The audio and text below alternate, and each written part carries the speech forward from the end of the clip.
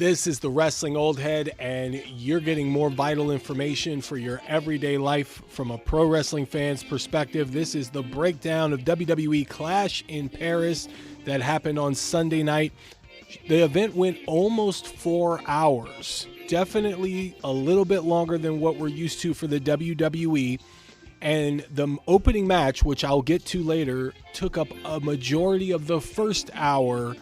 Even though it clocked in at 22 minutes, if you count the post-match angle, you count the entrances, you count the opening for Clash in Paris, then you've got a full hour with just this one match. But we'll get into that a little bit later. What I do want to talk about is the record-breaking crowd that they had at the La Défense Arena in Paris, France. First time WWE holds a PLE in Paris, France. Over 30,000 people jam-packed into that arena, and you heard every single one of them through a majority of this show. The crowd, as I've stated in other videos, even in Alt Jake Takes On, when I was a guest on their podcast with George Capture, definitely go check them out. Alt Jake Takes On, host of people that show up there, guys like Johnny Bottles and Don from the Square Circle Maniacs, Chris Connors, so many people that come on that show. They have great conversations. Definitely tune in. But as I was saying, as I would state numerous times since I've been a YouTube content creator talking about professional wrestling, the crowd makes the show. With the crowd's participation, ever since I was a kid and I was watching professional wrestling, when the crowds would go insane, I was more invested. The matches did not have to be 5 stars. As long as they told a story in the ring and the crowd in attendance was invested, everything from the near falls, everything from the story progression, when the crowd was invested, it made you a part of the show, or at least feel a part of the show, and you were way more entertained. This was no exception. This event, for all intents and purposes, was a B show. I mean, it could have been a C show, but this was a B show when you add in the atmosphere. I mean, everything from the set. The set was amazing. That's something that I would see on a video game. I'm not even kidding. The Eiffel Tower setup, the lights, everything was done like it was a big event. And that's something that the WWF does second to none.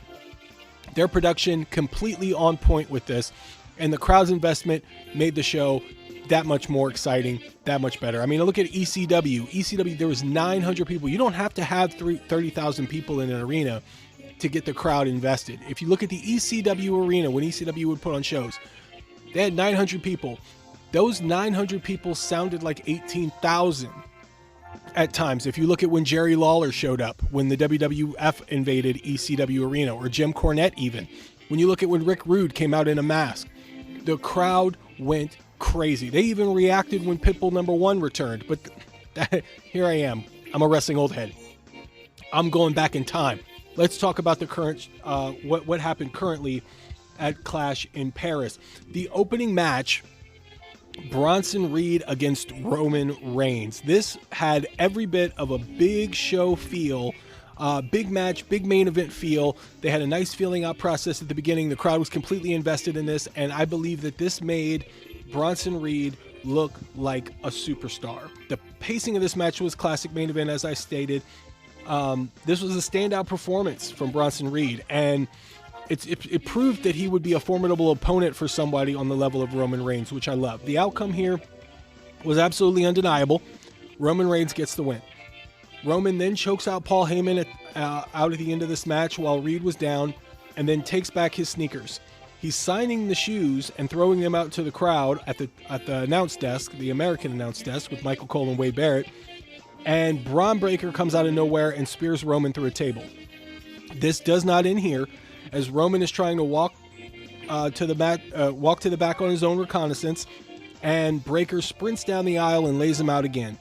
Reed also hits Roman with 3 tsunamis in the ring, effectively writing Roman Reigns out for the near future, as well as something that I predicted here. Now, this is more rinse and repeat, with Roman Reigns being injured, with getting laid out, carried away, eventually making a triumphant return. We have seen this since about 2023. This is something that they've gone to the well with a lot here. But it does establish Braun Breaker and Bronson Reed as formidable opponents. So when Roman Reigns comes back, no doubt you're going to see Braun Breaker and Roman Reigns at some point here. Whether he comes back in January, whether he comes back in November and they do the War Games, whatever it is that they're planning here, I do eventually expect to see Braun Breaker against Roman Reigns, and the only place that I can see that happening would be WrestleMania. They can always go for a round 2 at WrestleMania and have round 1 at some other event. The WWE is definitely trying to get more eyes on the product with this ESPN deal, and they're taking no exceptions. I will get to that later on as well. But we have also seen Bronson Reed go tsunami crazy.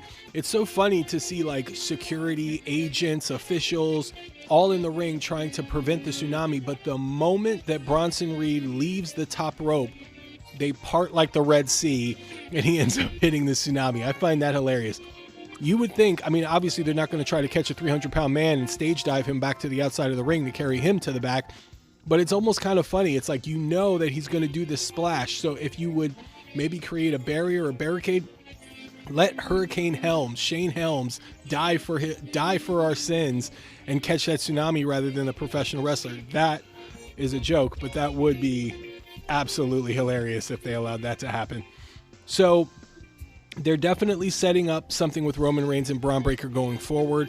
This also set up a situation where Seth Rollins was going to have no one in his corner for the main event, because you had Braun Breaker and Bronson Reed being ejected from the arena, and Paul Heyman left in a hospital because he was choked out by Roman Reigns.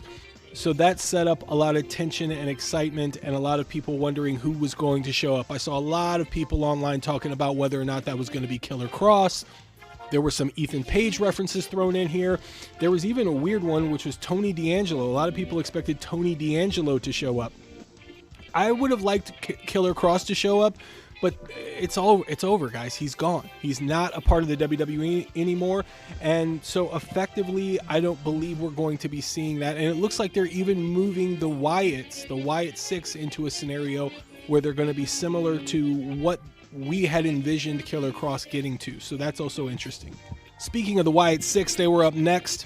They defeated the Street Profits. Now, highly teased was the breakup of the Street Profits. Now, you can see that they were definitely hinting at that on SmackDown. If you remember when Bo Dallas showed up, regular, not Uncle Howdy, and he talked to the Street Profits, there was a video that I saw on Twitter that was amazing.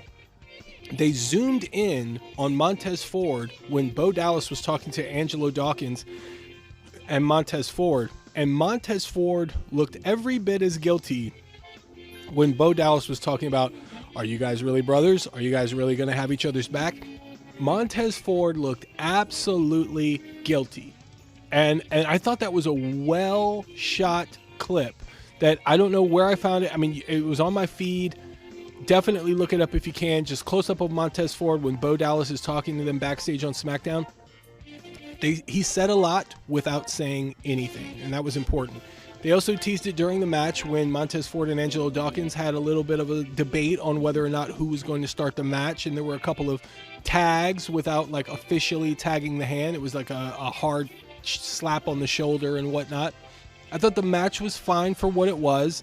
I think it did establish that they are building towards a breakup with the Street Profits, and they are also establishing a new attitude within the Wyatt 6 where it looks like they're gearing them up more towards a heel run.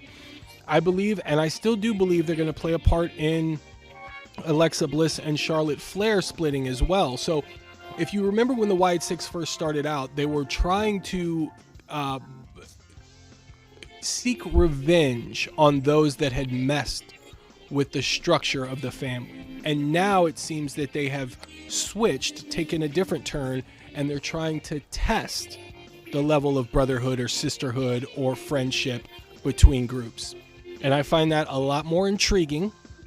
I think there's a lot more routes you can go to with that. And so I'm excited to see where they're going to go with that in the weeks leading up to their wherever they're going to go going forward. But as the tag team champions, they have a lot to play with now, and I do like them better as heels. I felt when they first made their debut and they murdered everybody in the back that they should have been established as heels. But as I stated before in other videos, I find that difficult to do with Bray Wyatt's recent passing. and them paying homage to Bray Wyatt and where he wanted to go creatively with his group.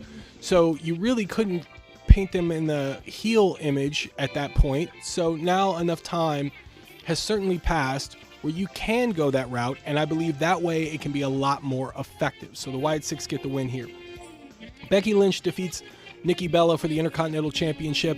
This was fine for what it was. Of course, a lot of people are talking about the numerous botches that we have seen during that match, and it was clunky, and that's what's going to happen when you have somebody that is not a full-time performer, that hasn't wrestled in a long time. We'll get to that later as well. But I thought it was fine for what it was. I thought it was effective. The Lynch pin call from Michael Cole, absolutely chef's kiss on that. Very well said in the heat of the moment. I thought that was really well said, and that is a perfect name for that type of a roll-up, the Lynch pin. I mean, you got to give him credit for that one. Becky Lynch gets the win here, and now she's going to be moving on to something else, which we will also get to later, so stay tuned for that. Up next, we had Rusev defeat Sheamus. This match went 20 minutes. It was a good old-fashioned Donnybrook. You could have called it a barroom brawl because it was basically set up like it was an old-style bar, like a dive bar type of scenario. These guys died for our sins, man. These guys destroyed each other. There are very few professional wrestlers that are in the WWE currently that can do a match like that with Sheamus or Rusev. That's why these guys have been wrestling this whole time, because there's very few out there that can do that. Now, I believe that you have Gunther that can do that. I believe if you bring Obafemi in, he would be able to put on a match like that with Sheamus and Rusev. But outside of that, there are very few that are in the roster that can do that. I'd seen a lot of rumor, or speculation rather, that Rusev and Sheamus should team up after that. I think that is a good idea. That is a good way to go. But as I stated in my predictions video, Rusev winning here doesn't necessarily point to them teaming, because now Rusev has the one-up on Sheamus. But they can always do the respect thing. I felt like if Sheamus would have won, then you would have had Rusev kind of bend the knee and say, you know, I respect you. You beat me in fair and square, and it was hard-fought battle. Nobody's given me a battle like that before. And that would have led to a tag team, but they can definitely go the other way as well. That was just one way of looking at it. I think they can still get there. But yeah, putting them as a tag team and having them dominate the tag team division seems to be the way to go. The tag team division on Raw is very scarce right now. And as I was stating in other videos, I really feel like they should bring a tag team over from SmackDown tag division, which is really, really robust, and then bring them over to help bolster the Raw tag team division. And they wouldn't miss a beat on SmackDown, in my opinion, because there's just so many tag teams. I mean, Andrade and Rey Fenix can't even get shine on television because there's just too many tag teams going on. So if you put somebody like Motor City Machine Guns or even the Street Profits or something like that over to the Raw side and add Sheamus and Rusev, well, you got something there. The match was one of the matches of the night. Top 3 match of the night, in my opinion. It you know, the crowd response, and here I am talking about the crowd again, but it begs the question. We have seen their matches on Raw with no crowd response, and the matches were completely different without a crowd response. With this crowd responding to this match, they put on a heck of a match. Now, they're always going to put on a banger after a banger after a banger, because they had 3. But with the crowd, it added so much. It added so much to the match. So the reason why the crowd participated the way that it did, I think added to the fact that it was one of the matches of the night, regardless of the effort that they put in, because they're always going to put in a good effort. They're going to destroy each other in that ring, and it's always going to be a good match. But when you add that crowd element, it's the same with what Alt Jake had told me on the podcast with Hulk Hogan and The Rock in WrestleMania. The match was fine for what it was. It wasn't anything special, but you add that crowd response, and now you've got a classic. And I think that's what we saw with Rusev and Sheamus. Speaking of classics, John Cena defeats Logan Paul in the singles match. These guys went almost 30 minutes, and they killed it, man. They crushed it. John Cena was pulling out different moves. Logan Paul was pulling out different moves. Logan Paul is a treasure, man. I mean, I'm going to say something a little controversial here. When you have somebody like Logan Paul, people have talked about MJF making the jump over to the WWE. At this point, a 30-year-old Logan Paul, which is similar in the age to MJF. I think MJF is younger by a couple of years. You really don't need MJF because you have that in Logan Paul. And I know. I'm not saying that they're one-to-one comparison here, but the type of performer that MJF is, the way that he cuts promos, the way that he's universally hated, although there are times when you see that he is favored by the fans, Logan Paul is that. so you don't need an MJF right now because you have that in Logan Paul. The match was great. This was another one of the top 3 great matches of the night. Probably my match of the night, to be honest with you. I think John Cena has put in 2 great matches back-to-back since he's been back as a face.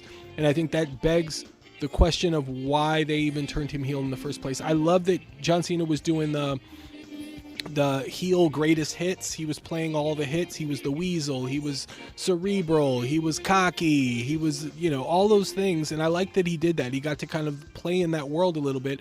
But John Cena absolutely could be one of those guys that really, ever since he began as a heel and then stayed as a face, could have gone the rest of his career as a good guy, and it would have been fine. But the match, absolutely chef's kiss. I was really expecting to see Brock Lesnar show up. I don't know why, but I did expect to hear when John Cena got back in the ring and he was celebrating. I was like, oh, here comes Brock, but they didn't do that. They held off, which I think is a nice touch because we'll more than likely see him on Raw. And in the main event, Seth Rollins defeats CM Punk, Jey Uso, and LA Knight in a fatal 4-way for the WWE World Heavyweight Championship. And they had us fooled here with a mask person that showed up. A lot of people were wondering who was going to be under that mask. As soon as you seen the frame, you knew that it was going to be a female, and I knew right then and there it was going to be Becky Lynch. I mean, not too many people, not too many guys out there that have that frame in the WWE, I'll be honest with you. But I think that was a nice move. I think this is something that was predicted a long time ago as far as who was going to join the Vision. We didn't know who the stable was named at back in those days, but Paul Heyman wanting to manage a female wrestler. I think this is just the right move to go, considering that Becky Lynch and Seth Rollins are a couple. They're married. So I think that is the right move to go. And, of course, the internet went crazy, and Big E mentioned it. There was a sign in the crowd that CM Punk pointed out in the post-match that Becky Lynch attacking CM Punk now leads us into an open path to get AJ Lee to return to the WWE and assist her husband in defeating Seth Rollins and Becky Lynch. And I think that is a match that can most certainly happen at WrestlePalooza. They can obviously stretch that out and go to Survivor Series or something like that as well. But they really are, making a point to let us know that CM Punk and Seth Rollins is going to be the big iconic feud between the two. Seth crashing out at the beginning when CM Punk returned at the Survivor Series a few years back, and everything that has followed between the two. They want you to know that this is going to be that big classic feud going into WrestleMania and beyond. This is going to be a forever feud between these guys, and you add the elements of their wives getting involved, and you've really got something to work on. Is it just me, or is Triple H obsessed with a person in a black mask and costume interfering and attacking the protagonist? You got Solo Sikoa did that at Clash of the Castle 2022. Jimmy Uso did it at SummerSlam 2023. Rhea Ripley did it at Backlash 2023. Sami Zayn did it at Crown Jewel 2024. Braun Breaker did it on the Raw after WrestleMania this year. And AJ Styles did it at Triple Mania this year. And now Becky Lynch did it in Clash of Paris. That's just a couple little facts there for you to look at. I mean, this happens a lot in the WWE. This it's like if you come out in a mask, why even take it off? But I mean, that's neither here nor there. The match was good. It did help establish that LA Knight was not pinned. You also had Jey Uso injured because he was there helping Roman Reigns at the opening match to try to save him from getting another tsunami, and he ended up getting a tsunami on him in the process, so he had taped ribs.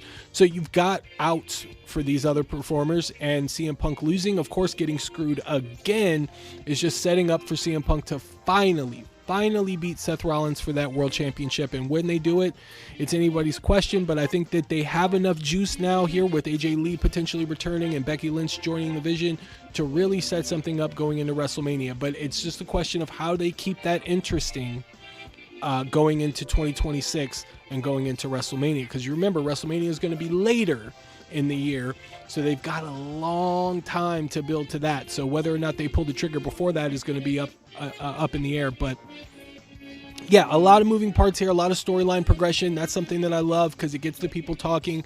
So this overall, like I said, this was a solid B show. This crowd definitely played a factor in my enjoyment, and anytime they go to Paris, anytime they go to France, it's a great time. So I really enjoyed the show. There was a lot there, but nothing that really stood out to be like, oh my God, this is like, oh, the best show ever. But definitely go out of your way to see Sheamus and Rusev and see John Cena and Logan Paul.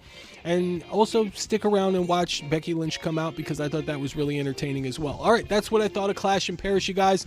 But the question that is on my mind is what you thought. Let me know in the comments what you thought of Clash in Paris. Let me know what you thought of my prediction, or thought about my review of the show, and how I did as far as the predictions, because that's what I'm here for. Guys, it's the Wrestling Old Head. You've entered the portal of pro wrestling, and as always, stay tuned for more.